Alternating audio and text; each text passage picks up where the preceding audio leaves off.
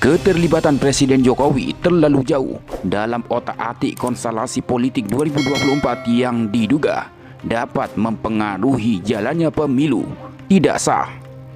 Sehingga tak heran banyak elit melempar kritik keras. Walaupun pada akhirnya mereka akan membela diri tidak ikut campur bla bla bla. Terbaru, bahkan Presiden Jokowi ikut menghadiri musyawarah rakyat atau musrah yang berisikan tim sukses kandidat capres dan cawapres tertentu.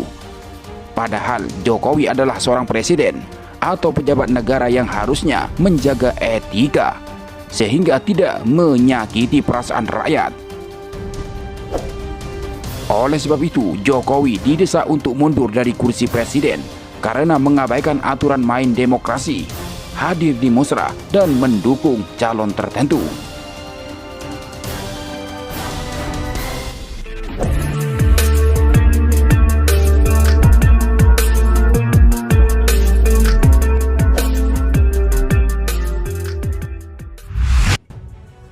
Sebagai kepala negara dan kepala pemerintahan, Presiden Jokowi diharusnya tidak boleh menghadiri musyawarah rakyat atau musrah yang berisi tim sukses calon presiden atau calon wakil presiden tertentu.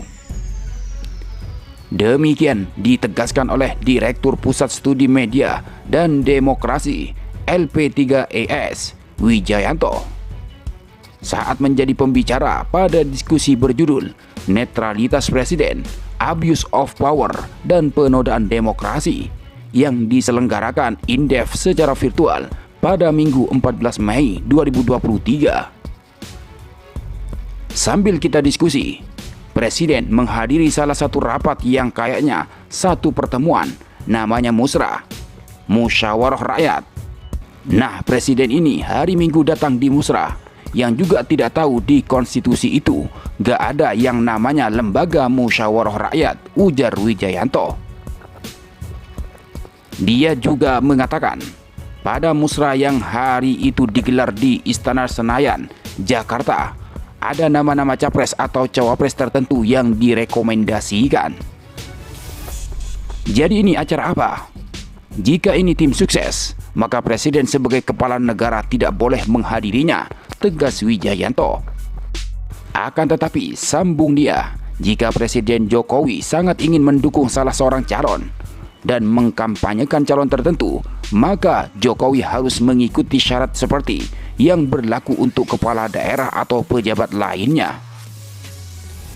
Karena, kata Wijayanto, selama melekat jabatan sebagai presiden, maka selama itu juga Jokowi harus menjalankan fungsinya sebagai pengayom seluruh rakyat tanpa terkecuali. Sama seperti gubernur dan pejabat yang lain, kalau dia ingin maju presiden, ingin mengkampanyekan seorang presiden, atau mengkampanyekan diri sebagai presiden, ya jangan menjabat dulu, harus mundur dari jabatan resmi sekarang. Nah, baru bisa bebas mendukung dan mengkampanyekan, mempromosikan calon manapun, pungkas Wijayanto. Selanjutnya, Wijayanto menganggap Presiden Jokowi telah mengabaikan aturan main demokratis karena ikut cawe-cawe dan sibuk mendukung kandidat sebagai salah satu bakal calon presiden atau baca pres. Akibatnya, banyak pihak yang mempertanyakan penyelenggaraan pemilu 2024 apakah akan berjalan demokratis atau tidak. Saat ini sudah menjadi satu bacaan kita sehari-hari. Bagaimana Presiden ikut cawe-cawe, ikut sibuk sekali untuk menjadi kingmaker, untuk ikut mendukung salah satu calon yang dikehendakinya, ujarnya. Salah satu sikap cawe-cawe Jokowi itu adalah dengan mengundang tokoh-tokoh ke Istana Negara.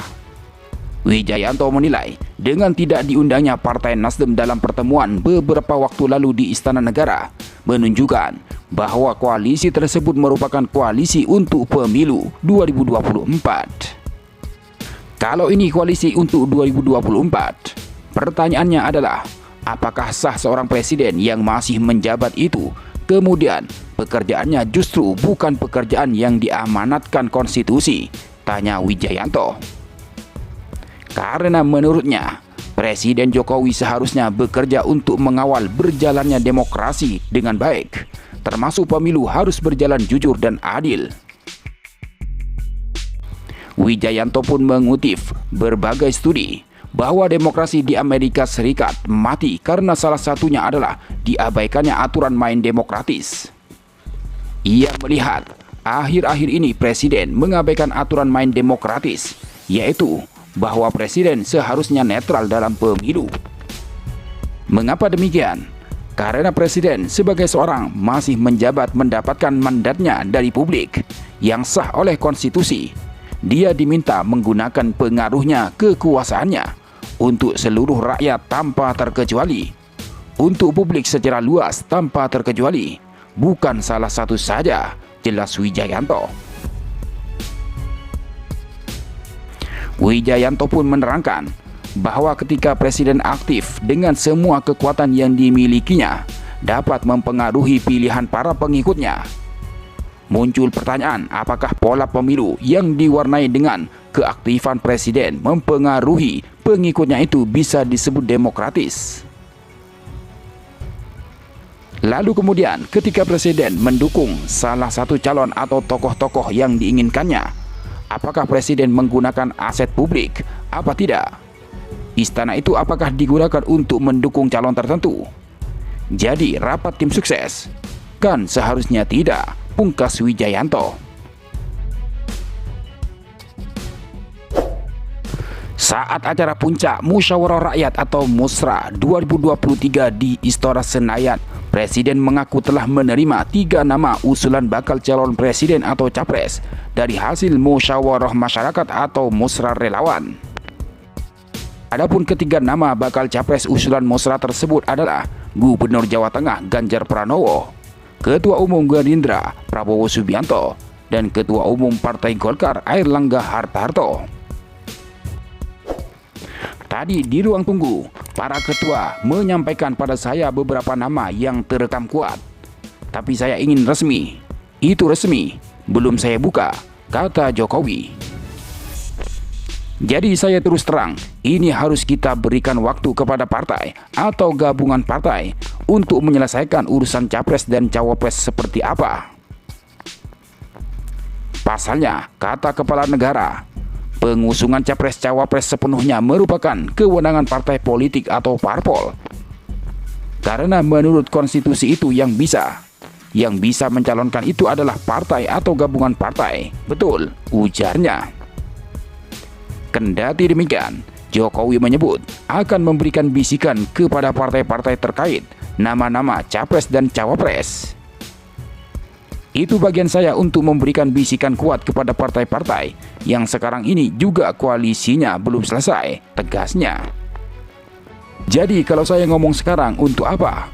Itu yang namanya strategi, yaitu jangan tergesa-gesa, jangan gerusa-gerusu, jangan pilih cepat-cepatan, karena Belanda masih jauh, katanya.